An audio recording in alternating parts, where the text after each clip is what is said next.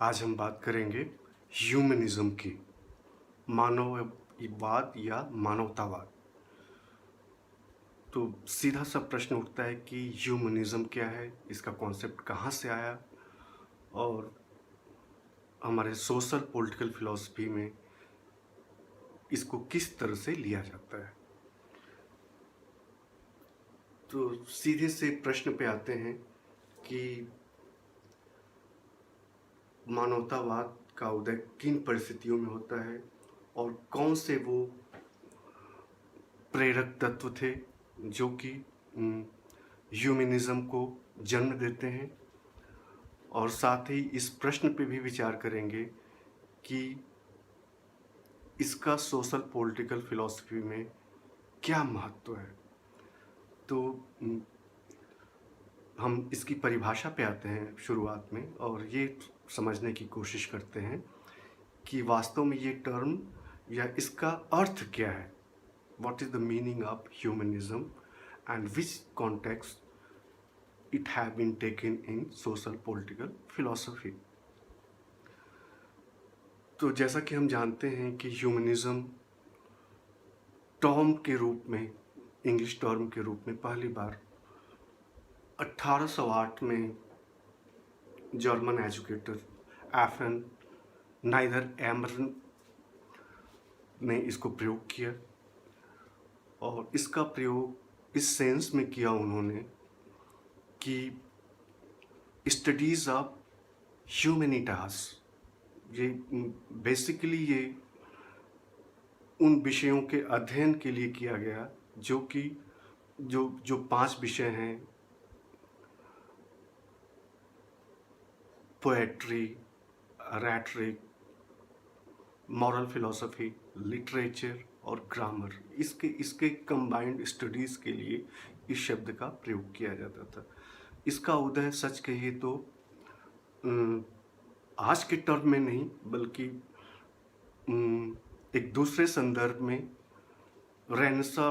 के टाइम में होता है, इटली में, फ्लोरेंस में। और उस समय इसको इस सेंस में प्रयोग किया जाता था कि जो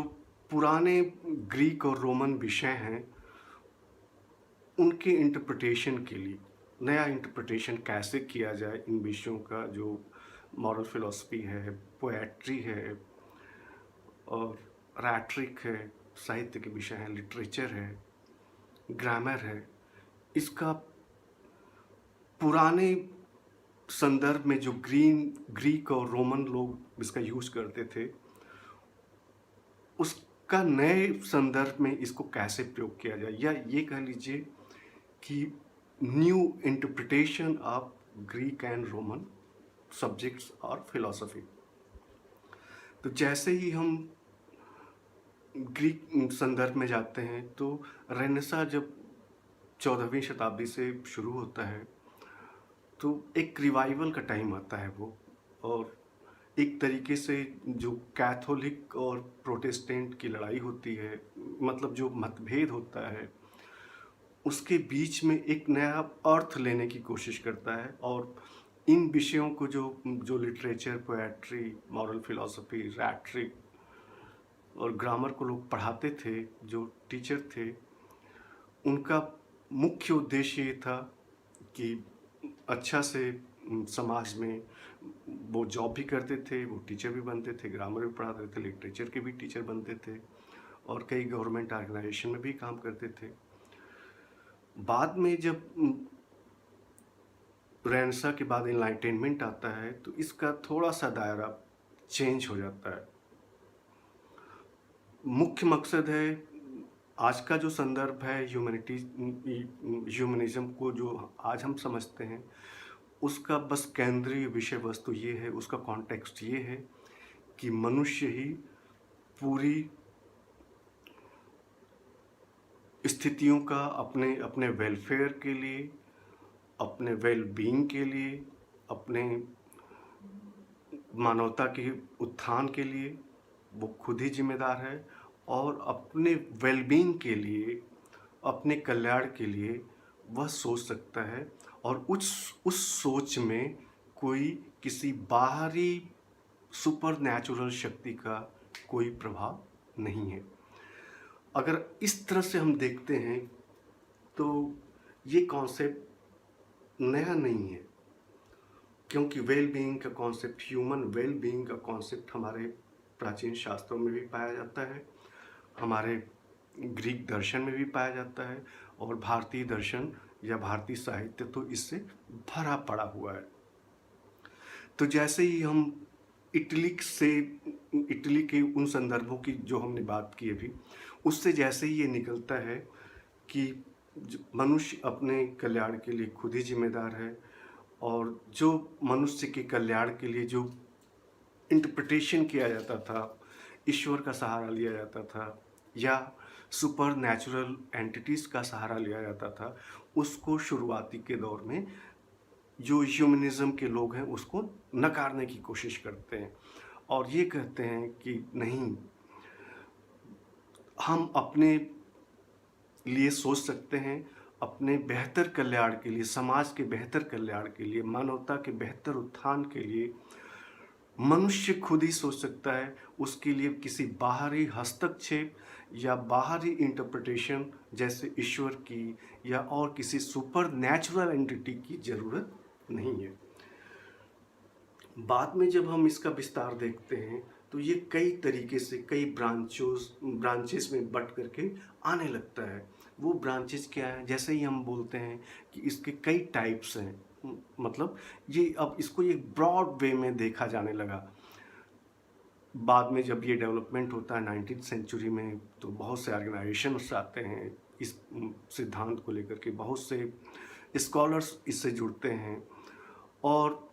ये सिर्फ इनलाइटेनमेंट के टाइम में जो कैथोलिक और प्रोटेस्टेंट के संदर्भ में देखा जा रहा था कि कैथोलिक से नया इंटरप्रिटेशन चाहिए, रिलीजियस इंटरप्रिटेशन, उससे इसका दायरा बढ़ जाता है, और बढ़ने के साथ ही ये फिलॉसफी से लेके, रिलीजन से लेके, आर्ट से लेके, पॉलिटिक्स से लेके और हिस्ट्री से लेके सबके इंटरप्रिटेशन में अपना स्थान बना लेता है। अब जैसे ही हम बोलते हैं कि फिलॉसफी में, पॉलिटिकल फिलॉसफी में इसका क्या अर्थ है, तो हम एक टर्म देखते हैं कि सेक्युलर ह्यूमनिज्म। ऐसा ह्यूमनिज्म जो सेक्युलर हो, जो कि धर्मों से ऊपर उठ करके हो, धर्म की आड़ में अपनी परिभाषा की रचना नहीं करता हो, या अपनी परिभाषा के लिए धर्म का या किसी रिलीजियस ग्रुप का सहारा नहीं लेता है। इसका सीधा अर्थ ये है कि ये ह्यूमनिज्म अपने इंटरप्रिटेशन के लिए ईश्वर के किसी भी सहारे को इनकार कर देता है। आजकल बेसिकली ये जो सेक्युलर ह्यूमनिज्म है, इसकी बहुत चर्चा होती है, और बहुत से दार्शनिक और बहुत से देश इस सिद्धांत को मानते हैं। अब जैसे पॉलिटिकल फिलॉसफी में एपिस्टेमोलॉजिकल ह्यूमनिज्म, मतलब ऐसा सिद्धांत जो कि रिलीजियस ग्राउंड पे अपने को बेस नहीं करके, किसी फेथ पे बेस नहीं करके, बल्कि ऑब्जर्वेशन, साइंटिफिक ऑब्जर्वेशन पे विश्वास करता है, वो एपिस्टेमोलॉजिकल ह्यूमनिज्म हो जाएगा। रिलीजियस ह्यूमनिज्म का मतलब ये हो जाएगा कि ऐसा ह्यूमनिज्म जो मानवता के कल्याण की बात करता है, उसका बेस रिलीजन बेस हो, ईश्वरवाद के ऊपर हो आधारित। वो ईश्वर भले ही कोई एक फिक्स ईश्वर, किसी धर्म का ईश्वर नहीं हो, लेकिन मानवता के कल्याण के लिए जहाँ पे हम कार्य कारण की खोज करेंगे, उसमें ये पीछे जाता हुआ दिखाई देगा कि अपनी स्थापना के लिए, अपनी इस्टेब्लिशमेंट के लिए ये धर्म का सहारा लेगा। इसी तरह से अगर हम बात करें तो जो ग्रीक फिलॉसफी थी, उसके जितने भी तत्व हैं, चाहे हम प्रोटोगोरस को देखते हैं, man is the measure of all thing, या हम थेल्स को देखते हैं कि नो थाइसेल्फ, चाहे हम बुद्ध को देखते हैं जो उनका अपना सिद्धांत है कि कंपेशन और बेनेवलेंस के लिए आत्मदीपो भाव, चाहे हम इंडियन फिलॉसफी के किसी भी ब्रांच को देखते हैं जहाँ पे इन दर्शनों का मुख्य उद्देश्य यही है कि दुख को दूर करना, मानवता के लिए काम करना और सामाजिक सद्भाव के लिए काम करना। तो मुख्य उद्देश्य यही है मानवतावाद का, जिससे हमारा सामाजिक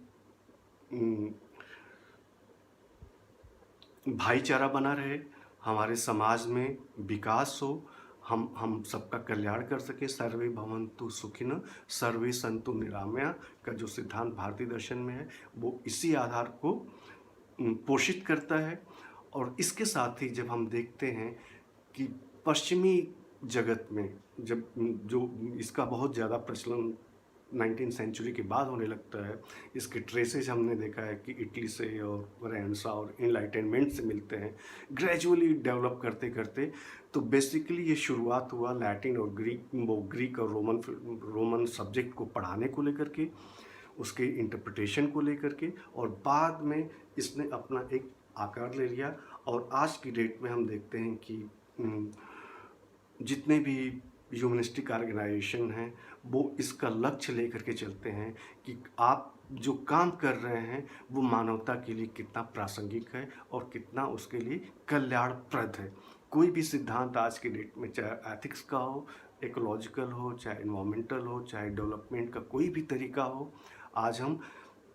इस बात पर केंद्रित करके उस सिद्धांत को प्रतिपादित करते हैं कि इससे मानवता या मानव स्वयं का कितना कल्याण होगा। यही ह्यूमनिज्म की मुख्य विशेषताएं हैं, यही ह्यूमनिज्म की फिलॉसफी है, जिसका अर्थ ये है कि बिना ह्यूमन के कल्याण के इस विश्व का, इस साइंस का, इस हमारे डेवलपमेंट का कोई भी अर्थ नहीं है। तो अब ह्यूमनिज्म में सिर्फ ह्यूमन ही नहीं रह गया है, बल्कि इन्वायरमेंट या इकोलॉजी के बहुत सी चीज़ें आ गई हैं। सभी चीज़ों को हमको कंजर्व करके चलना है, यही ह्यूमनिज्म का मुख्य उद्देश्य है। Thank you.